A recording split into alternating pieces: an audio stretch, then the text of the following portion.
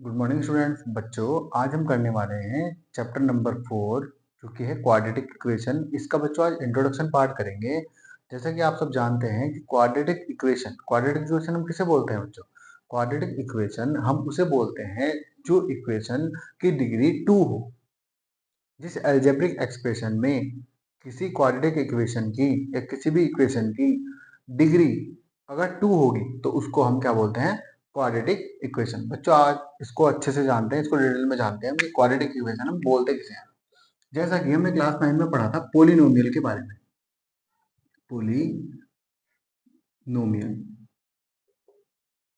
Polynomials बच्चों हमने 3 तरीके के पढ़े थे। एक तो पढ़ा था लीनियर पोलिनोमियल,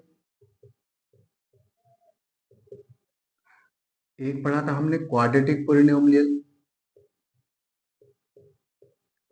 और एक पढ़ा था हमने क्यूबिक पोलिनोमियल।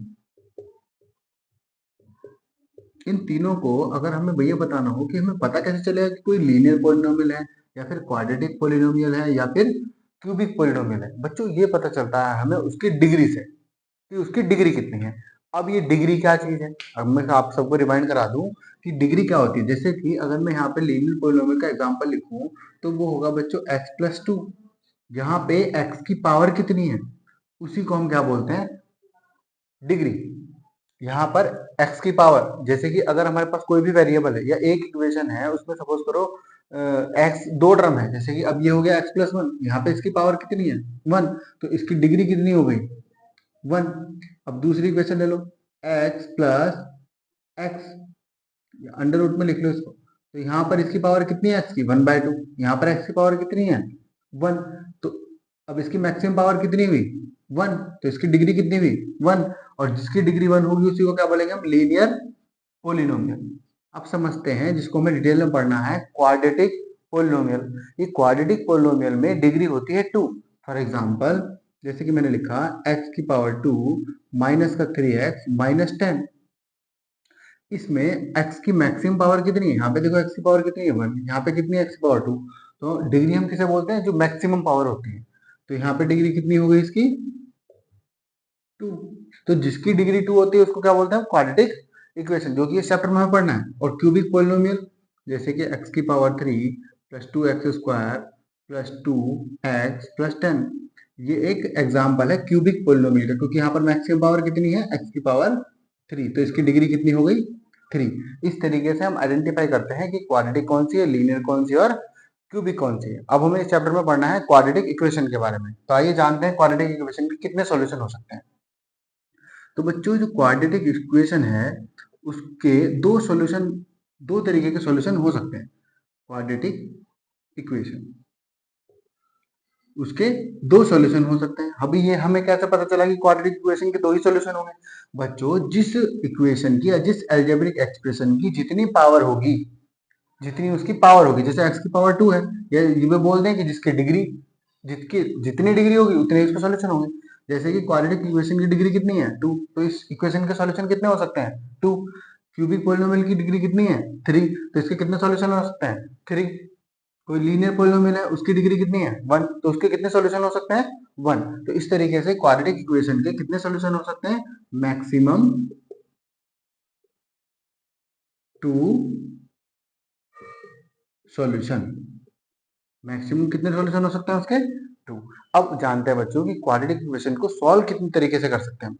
तो बच्चों, इसके दो तरीके हैं सॉल्व करने के। पहला है फैक्टराइजेशन मेथड।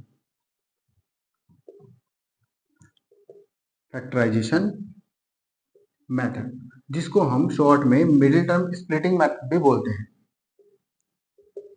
मिडिल टर्म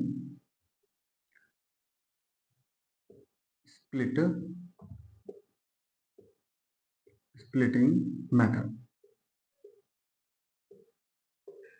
इसको हम मिडिल टर्म स्प्लिटिंग मेथड भी बोलते हैं। बच्चों, दूसरा है क्वाड्रेटिक फॉर्मूले से, क्वाड्रेटिक फॉर्मूला, जिसको हम श्रीधराचार्य सूत्र भी बोलते हैं।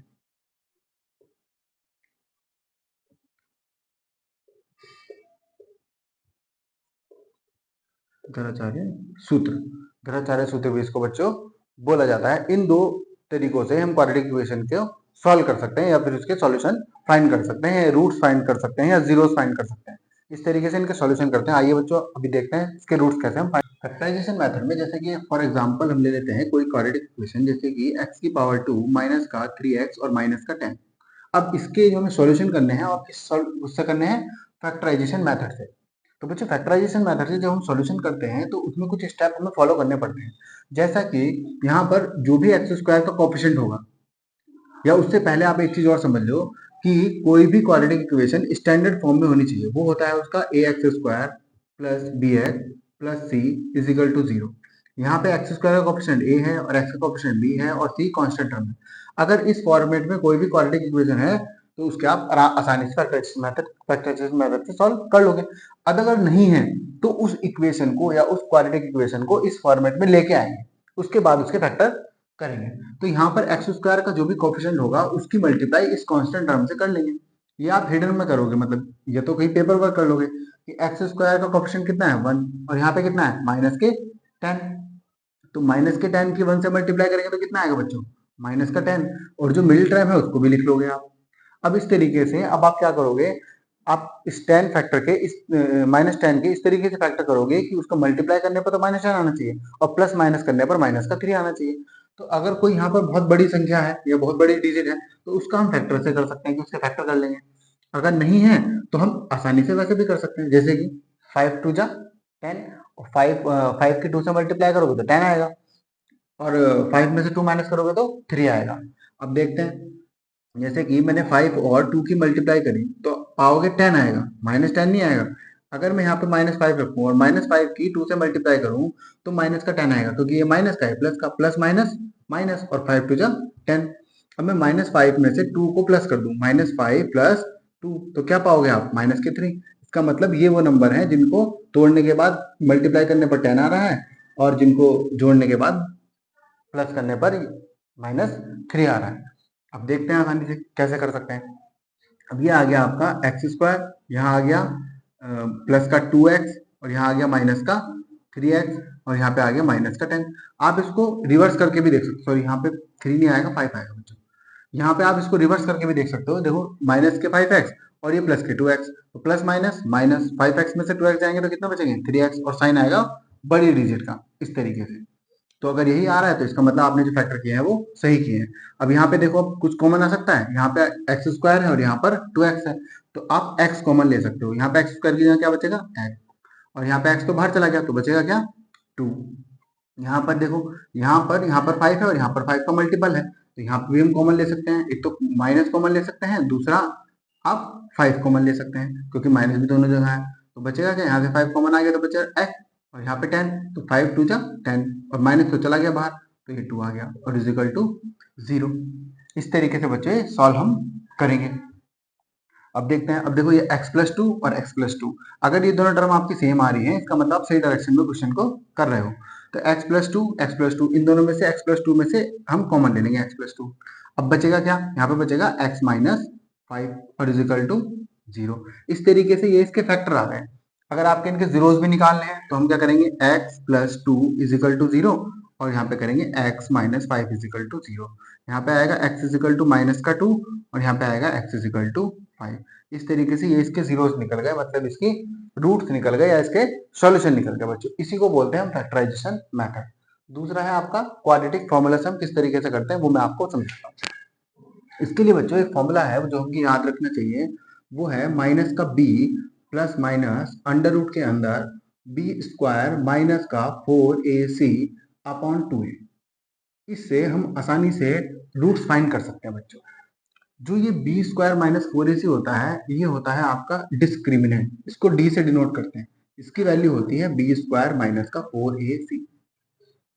अब इसके लिए भी आगे कुछ बताया गया है कि जैसे कि इस डिस्क्रिमिनेंट की वैल्यू या फिर इस बी स्क्वायर माइनस 4ac की वैल्यू अगर 0 से बड़ी आती है तो आपके दो रूट्स होंगे और दोनों अलग अलग होंगे। तो इसको लिख लेते हैं टू डिस्टिंक्ट रूट्स, मतलब दो रूट्स होंगे और दोनों अलग अलग होंगे, ये होगी पहली कंडीशन। दूसरी बी स्क्वायर माइनस 4ac की वैल्यू अगर 0 के बराबर आती है तो रूट तो 2 ही होंगे लेकिन दोनों सेम होंगे, टू इक्वल रूट्स, मतलब जो दो सॉल्यूशन निकलेंगे, जो दो एक्स की जो भी दो वेरिएबल की वैल्यूज आएंगी वो दोनों बराबर होंगी। तीसरा है बी स्क्वायर माइनस 4ac की वैल्यू अगर जीरो से छोटी हुई, जीरो से अगर छोटी हुई इसका मतलब माइनस में होगी, और जब भी बी स्क्वायर माइनस 4ac की वैल्यू या डिस्क्रिमिनेंट की वैल्यू जीरो से छोटी आएगी तो उसका कोई भी रूट नहीं होगा, नो रियल रूट्स, तो उसका कोई भी रियल रूट नहीं होगा। इस तरीके से ये अंडर रूट के अंदर है बी स्क्वायर माइनस 4ac। इस तरीके से हम आइडेंटिफाई भी करते हैं कि अगर हमें किसी क्वाड्रेटिक इक्वेशन में रूट्स फाइंड करने हैं या रूट्स का नेचर फाइंड करना है कि उसके किस तरीके के रूट्स हो सकते हैं, मतलब टू डिस्टिंक्ट रूट होंगे या दो इक्वल रूट होंगे या कोई रूट नहीं होगा, तो केवल उस इक्वेशन का डिस्क्रिमिनेंट फाइंड करके हम ये बता सकते हैं कि उसके कैसे रूट्स हैं।